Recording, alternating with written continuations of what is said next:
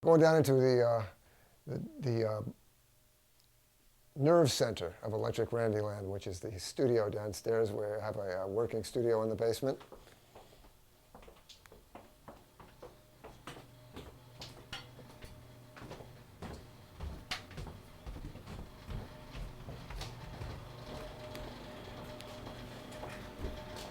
This pile of stuff here is Carmine Apice's drum solo from the Vanilla Fudge. I'm thinking of selling it with Carmine's blessing. I bought it from him. I bought all the Fudge stuff, guitars and amps and stuff like that.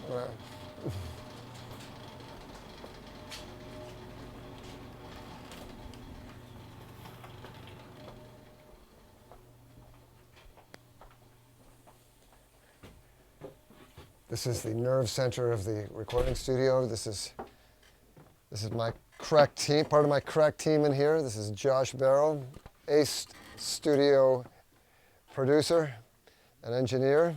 How you doing there, Josh? Slaving away. Yeah, what are you working on? The new Cactus album? New Cactus album. Oh, can you play a little bit of that? Play us a few beats. Making a stem for Jim. I guess I should play something. Anything. That first song, maybe. Whatever's easy. This is a first glimpse of the new Cactus album.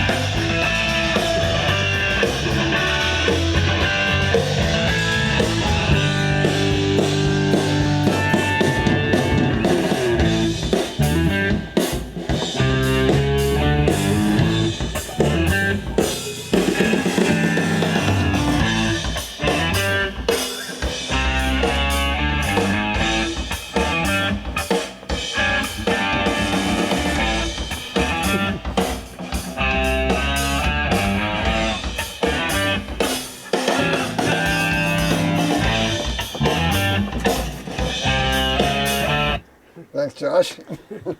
Back to work. This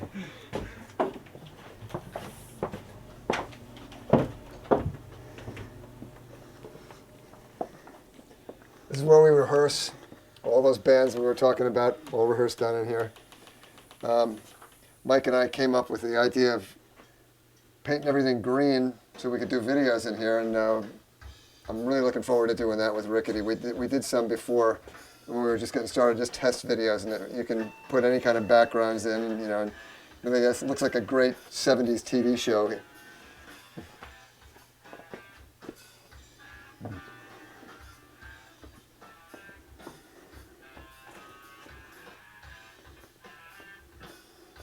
That piano will never leave this room.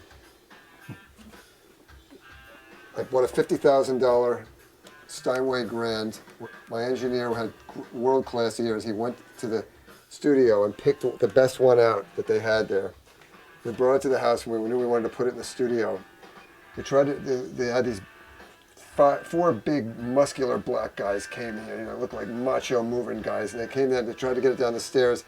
It was this far off the mark. We couldn't get it down. So they said, I was working and I had construction workers in the house at the time. So the guy said, oh my God, we'll have to pull the stairs out. And so the mover said, okay, we'll come back at 9 o'clock when we get off work and we'll try again. So they came back at 9 o'clock, drunk as skunks, with the stairway pulled out, and they pulled the thing down, and I remember staring there going like under the thing going like, these guys are gonna drop the piano and it's gonna be splinters all over the floor, or it's gonna crush me here. The piano came down, I swear to God, there was this much room on either side of the piano to get the piano down here, and now the stairs are back in. No way it's ever getting out of here. That's it. It goes with the house. Yeah, let me bring a couple of outrageous guitars out here. Oh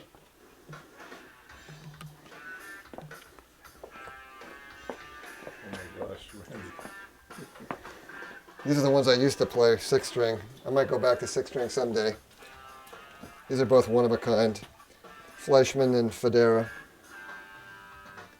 I didn't put knobs in my basses. They say the sound is better if there's nothing in the way between the pickup and the amp. So I didn't have volume or tone knobs in my instruments. Hey, Liza. What do you think of that hairdo? That's a Mancoon with a lion cut. They call that's their summer hairdo. And go. That's Mark Stein's organ. Vanilla Fudge keyboard player Mark Stein. He played that organ all through the Fudge. He told me a story that he remembers Jim Morrison leaning on that thing at one festival they played together, and Janis Joplin, Jimi Hendrix, all touched it.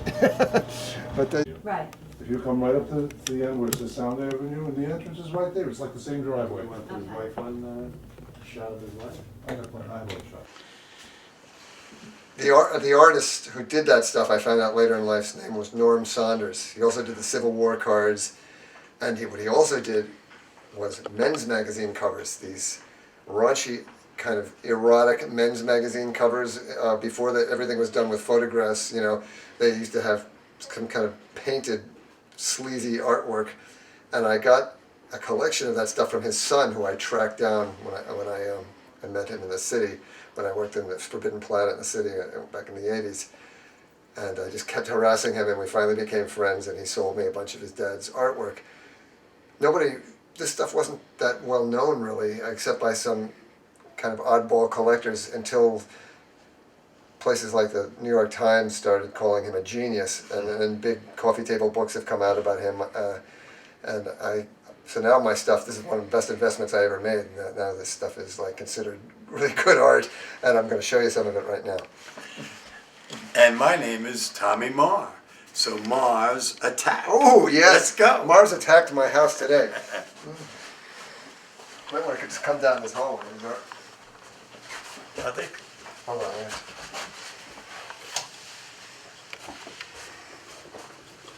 I can't get to it.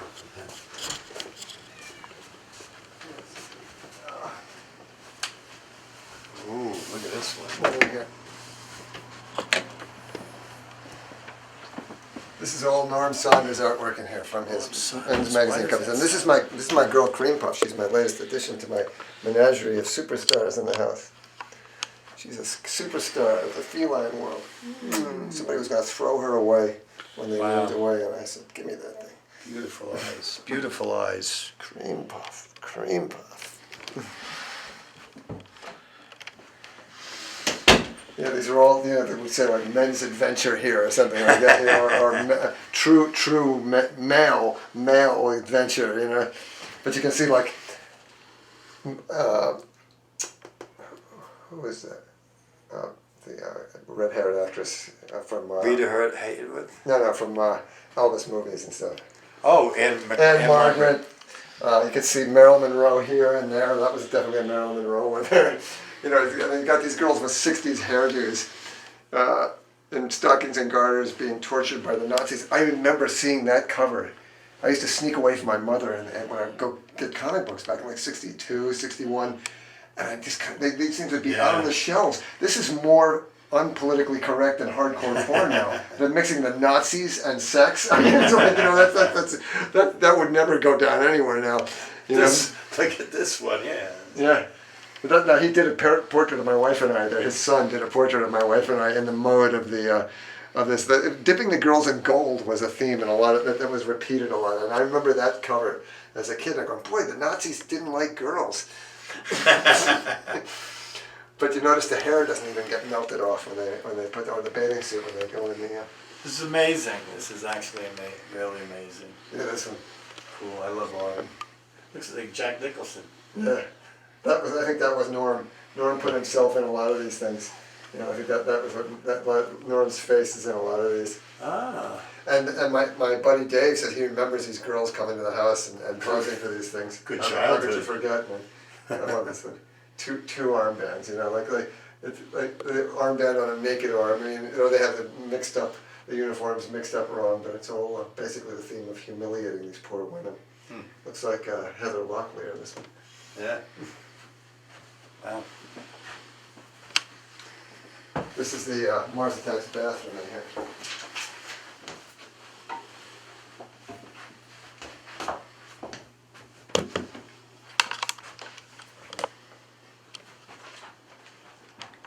You can go on in there, some good stuff in there actually. I'll close this door. Got the same blind that the original owner of the house had. All the paint I put on the walls.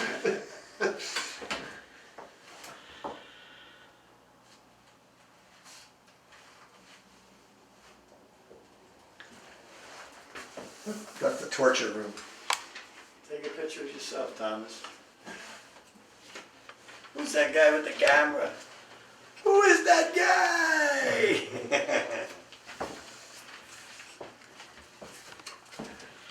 This is amazing, amazing. Beautiful work. Randy only did that. I love stuff like that. This is My own girlfriend did it, so I like this painting of me with the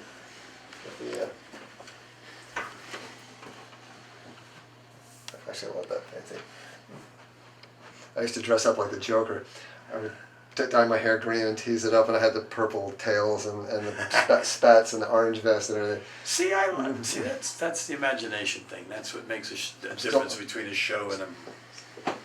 This was when we worked in the burlesque show in the city. I told him to shoot that one. I like that one. That was a girl that I used to perform with in the burlesque. Really? Yeah, she was I like her form.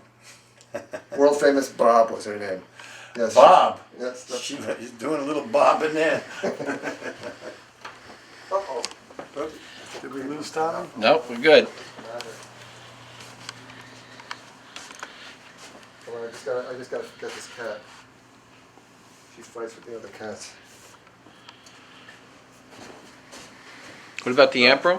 My cream puff escaped, I think. I'll look around. Go. Oh, that's not the white one? The white is white, all white. Like a She'll Persian. fight, she'll attack that one. I will look. Go finish. I think she got it. Maybe she didn't even. Watch. Sorry. You got it? Yeah. Oh. Sorry. Okay, go ahead.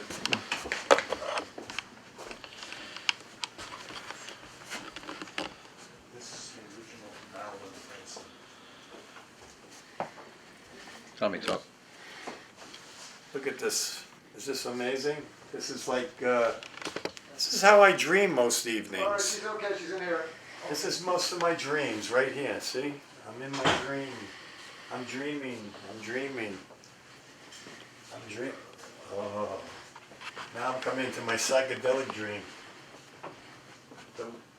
Okay, The Martians are You here. guys ready? Another one of my great passions is squirrels. I love squirrels, and I have these two display I cases saw a full of little squirrel squirrel on the figurines. floor before. Oh, I had a. I love that chair, Tim. That is very cool. There's some more Norm Saunders art. This is actually original artwork from Mars Attacks. It's not too the light died on that one though. Yeah, I forgot. You won't be able to see it. It's no squirrel right there, right? You'll see squirrel paintings all over the house. Look, here's a whole chair full of stuffed squirrels. Oh, yeah. Tommy, get the squirrels. It's the squirrel chair. Rock and roll squirrel tray.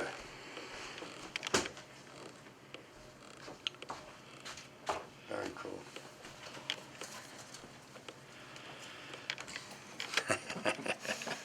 I got this one in Finland.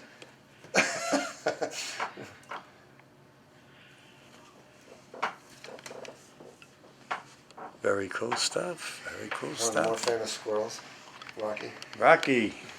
There you go.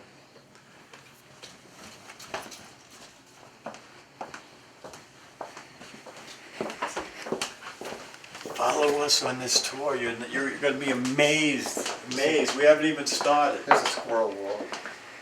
screw wall.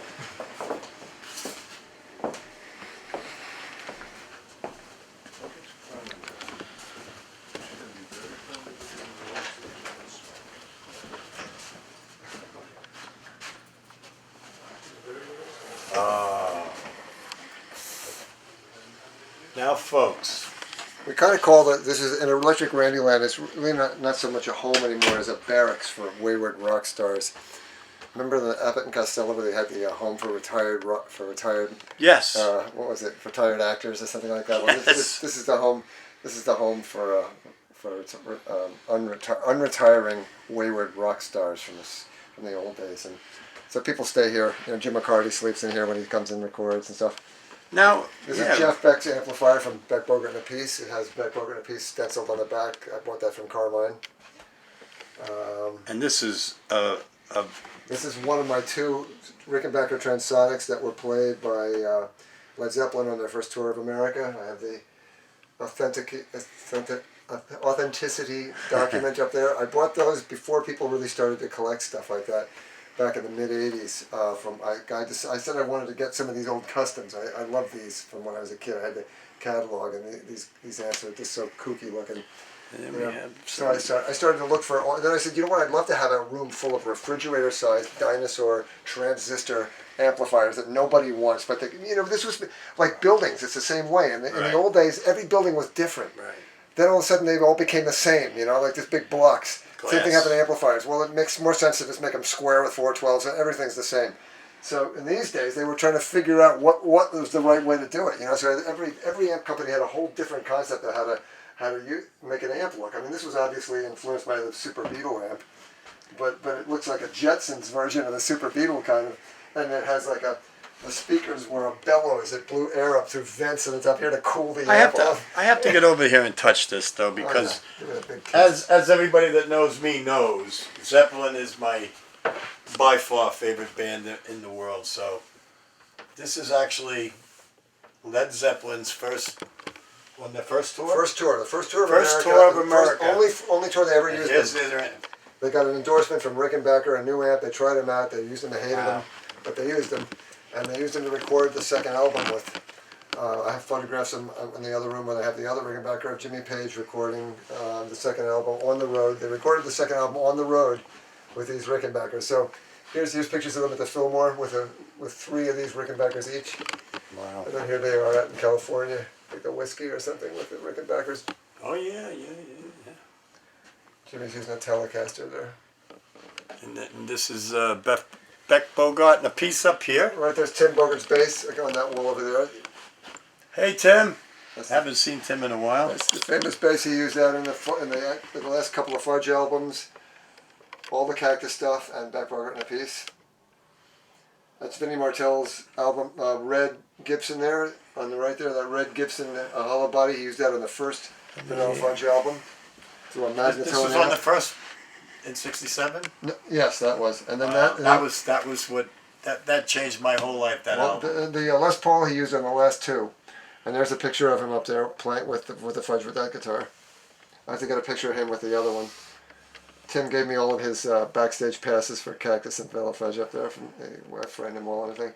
And I have a little testimonial from each guy, writing about the guitars. That's Bootsy's bass.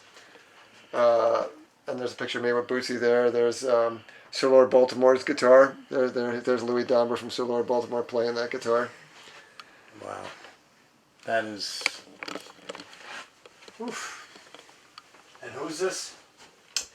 That blue bass Glenn Hughes gave me. Let him get the camera on it. Yeah, tell me like it. Swing That around blue here. bass is Glenn Hughes recorded an album called Fused with Tony Iommi and Soul Mover. Those two records were recorded with that bass. That's a signature bass that was made for him. I toured with him with the Lizards and he gave me that. Wow. And then that's Pat Travers' famous melody maker there. He used that on. It's on the cover of a bunch of his records, What a including the great live album. guitarist. And, He's yeah, phenomenal. So. The Cactus was just playing out in the Midwest, and we we arranged it to run into the Pat Travers band at a toll booth, and we both got and took pictures of the two bands together. Well, I remember a few years back, they opened for the Fudge at Jones Beach. Oh, cool. Yeah. And I'll tell you, it was sad because He's awesome. it was they went on like 6 o'clock and there wasn't that many people there. But let me tell you something, that stage exploded. That's Tony Franklin's bass to the right there. He used that on The Firm and Blue Murder with Carmine. This is Randy Holden's amp and Stratocaster. This is the inspiration for that book Lucifer. Randy Holden. That's him playing the Crater Festival in Hawaii in 1970 with this guitar and one of these amps. He had 16 of those amps behind him when he played. They only made this amp for 1 year. It's a 1968 Stratocaster, and it's there he is playing through a wall of those things. That was a unique sound for him. An amazing room right here. Let me tell you something. That's my first bass. Holden. This is Carmine's belt. He wears this on you can see it on the back cover of the third Cactus album. I wear it sometimes now. It doesn't fit Carmine anymore, but. They didn't make band T-shirts until much later than this. This is a 1973. You know, what do they call that? That kind of T-shirt they make with the screen, silk screen T-shirt. I mean that was I guess an official, T-shirt for that gig or something. But these were Rusty Days boots. The singer from Cactus. They're kind of like my boots. You got James Brown over there. He's still singing. Yeah, God, I love James Brown. Me too. I have a James Brown voice. Oh yeah, that's not bad. That's my kind of voice. How was that, folks? Was that an amazing tour right there? We're moving on. I will get a. I should. The Lizards were. Is that? It picks you up great without it. Is it? Yeah, whatever you want to do. This is good too. Oh yeah. I'm going to show you some pictures here of the Lizards jamming with Robert Plant on stage, and a surprise visit. Robert Plant, opened for the Vanilla Fudge on his first tour of America in Led Zeppelin. And that was when Tim got sick, right? Tim got a little sick, but we used to do a thing with the two bands where we would jam with the Lizards and the Fudge at the end of the Fudge set. So we would do a Cactus song. And from what I was told, and check this out, Robert Plant knew the Cactus version of Parchment Farm. He knew and I didn't realize it at the time, but that's completely different from any other version of that song. He knew it. From what I was told about that was he didn't even know. He was just driving by. He saw that the Fudge were playing sign. there, so he came in and he hung out. My friend, I'm working I'm sitting in the dressing room just getting ready to go on, and my crew chief comes in and goes, "There's somebody here to see you." And Robert Plant came in, and my head got kind of like cotton. Like, is this really happening? And he just said, "Hey, how you doing?" And he just talking about like the town and everything. And I just tried to think of a couple of cool things to say to him.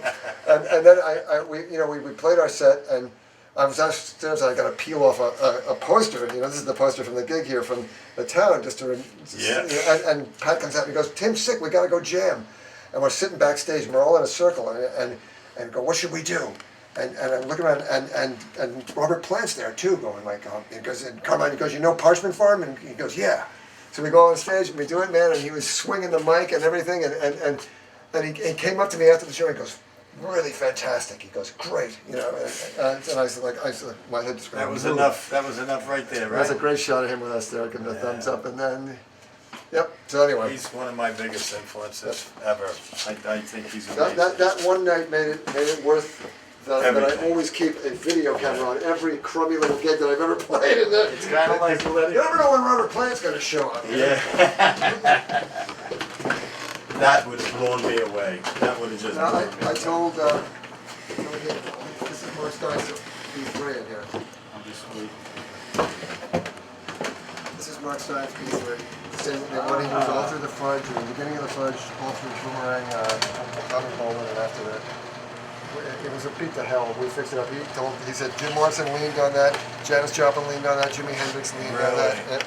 Wow. And I'll tell you, that was some influence for me. I think I was about 15 when that album came out too. And I remember the Walt Whitman Mall just opened up, and we used to just play that over and over and over. Did you ever see Boomerang live? Who? Boomerang. The band you did after the verse? I don't believe so. Unless it was I saw him in the village somewhere. Randy, those drums belong to who? That's Carmine. The little funny drums. Right. I saw that on Pete Ricky put a picture of that. But he didn't want to say where it was. I'm going to sell it on. Carmine's original drums. They don't not gonna buy it now. That's the he's working on making that himself. You got a different song up?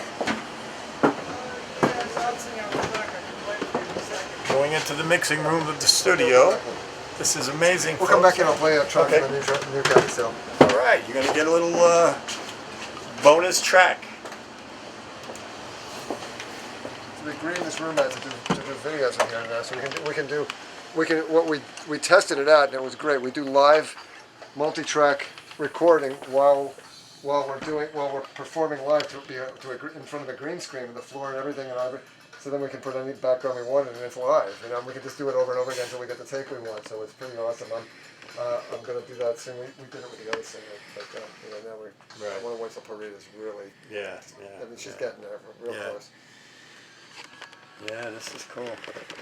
This is very cool. And actually, Cactus is recording an album down here now also, right? Yeah, we'll go play a track for that. good. We've got basic tracks. We've got guitar, bass, and drums. Who gives you stuff like that other than Madhouse TV? Who? Nobody. This is amazing. Get the ISO rooms. The talent that has been in this room. Oh, the Fudge recorded albums here. Mark Stein's solo album here. The Lizards, all the Lizard Star people. Pat Travers recorded here. The Cactus is doing our second album here. Pretty amazing.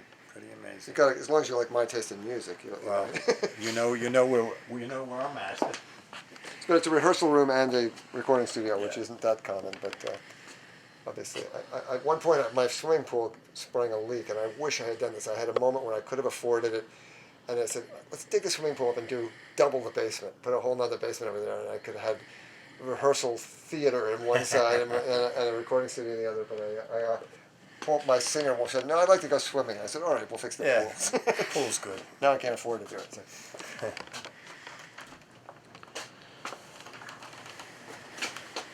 We're not stopping yet. There's more to go. Just letting you people know you are seeing something that no one gets to see. This is rock and roll history, and the greatest rock and roll history you'll ever come across, right here on Madhouse. Coming into the control room. These are basic tracks for a new Cactus song.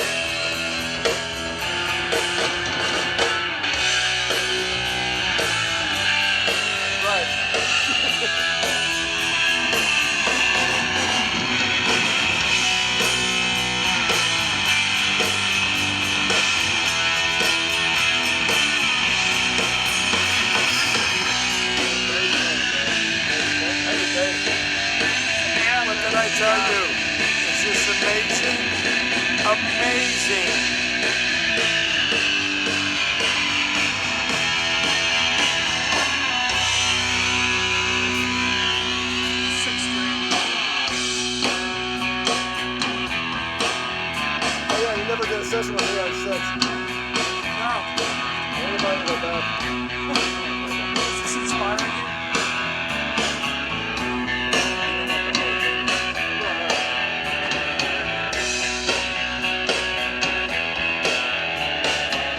Madhouse fans are getting the first taste of a little bit of the new Cactus album.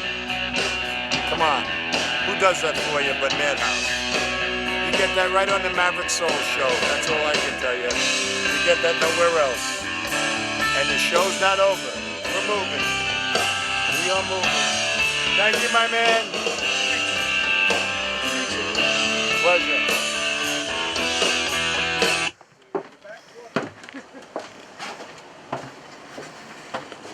That way. This is unbelievable. It's the history. Come here. Holy shit. That's all I gotta say is holy shit. You'll never see this anywhere else. Oh, I'll you're tell you looking that at- right now. What are you looking at? There we go. Uh-oh. All right, that's enough. That's all I can't play anymore. Right now. They changed the name of the band to Randy and the Guns. Come on. Come on, we're being forced. At gunpoint. That's Bobby Rondinelli drum set. That's a Carmine Piece drum set. Bobby Rondinelli, a Long Island boy. There's his drums. And here's Carmine and Pieces. This is from his first album? Yep. From the first album, which to me is one of the greatest albums ever. Keep me hanging on. Take me for a little while. That changed bass playing forever. I want to check out the pine board.